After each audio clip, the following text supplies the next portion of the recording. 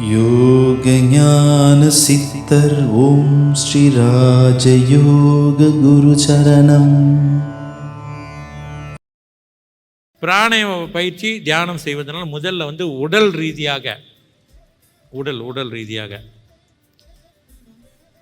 நோய்கள் வராமல் தடுக்கும். நல்ல பிராணாய பயிற்சி செஞ்சுட்டே வந்தீங்கன்னா, தியானம்லாம் செஞ்சுட்டா நோய்கள் அணுகாமல் பிராண சக்தியாக வேண்டியது தடுக்கும்.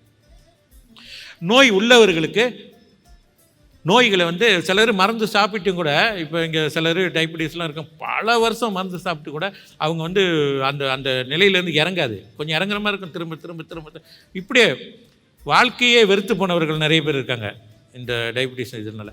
ஆனால் இன்றைக்கி பயிற்சிக்கு பிறகு மருந்தும் குறைஞ்சிட்டே வந்துருச்சு.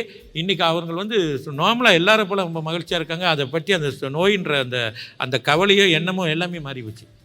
ஏன்னு கேட்டால் அந்த யோக சக்தியோட தன்மை அந்த மாதிரி உடலில் ஒரு வேகத்தை கொடுக்கும், மாற்றத்தை ஏற்படுத்தும். ஏன்னா சில சமயத்தில் இந்த மாதிரி நோய் உள்ளவர்கள்லாம் உடம்பு ரொம்ப பலகீனமாக இருக்கும், ஒரு வேகம் இருக்காது, தெம்பு இருக்காது, இந்த மாதிரிலாம் இருப்பாங்க. அதனால் முதலில் நோய் வராமல் தடுக்கும். அடுத்து நோய்களை கட்டுப்படுத்தக்கூடிய நிலையை உருவாக்கும், நோய்களையே பூர்ணமாக குணப்படுத்தக்கூடிய நிலையும் உருவாக்கும். இது உடல் ரீதியாக.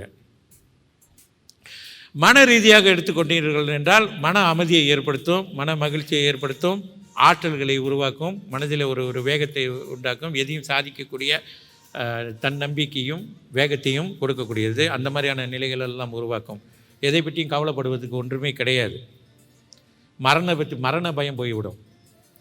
நல்லா தியானம் செஞ்சுட்டு வந்தீங்கன்னா. மரணம் என்பது நம்ம கூடவே இருக்கிற மாதிரி தான். என்றைக்கு பிறந்தோமோ அன்றைக்கே முடிவாயிடுச்சு, ஒரு நாளைக்கு மரணம் என்பது இருக்குன்னு. அந்த மரணத்தை மரணம் என்று சாதாரணமாக ஏதோ பிறந்தோம் வாழ்ந்தோம் இறந்தோம்னு இல்லாமல், அதை உள்ள ஒரு அர்த்தம் உள்ளதாக, நாம் இல்லாவிட்டாலும் நம்முடைய குடும்பத்தில் உள்ளவர்களாவது சொல்லக்கூடிய அளவிலே, அல்லது மக்கள் சொல்லக்கூடிய அளவில் இல்லைனாலும் குடும்பத்தில் உள்ளவர்களாக சொல்லக்கூடிய அளவிலே வாழ்ந்து காட்டக்கூடிய ஒரு நிலையை உருவாக்கும் யோக சக்தி மன ரீதியாக. அதுக்கு அடுத்து வாழ்க்கையில் எடுத்துக்கிட்டால் தியானம் என்ன செய்யுது அப்படின்னா, காரிய சித்தியை உருவாக்கும்.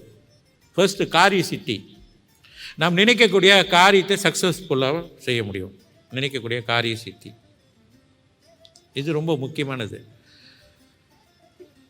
இன்னும் நல்ல சிறப்பாக நீங்கள் தியானம் தொடர்ந்து செஞ்சுட்டே வந்தீங்கன்னு சொன்னால், தன்னம்பிக்கை இறை நம்பிக்கையோடு எல்லாமே நல்லா செஞ்சுட்டு வந்தீங்கன்னு சொன்னால்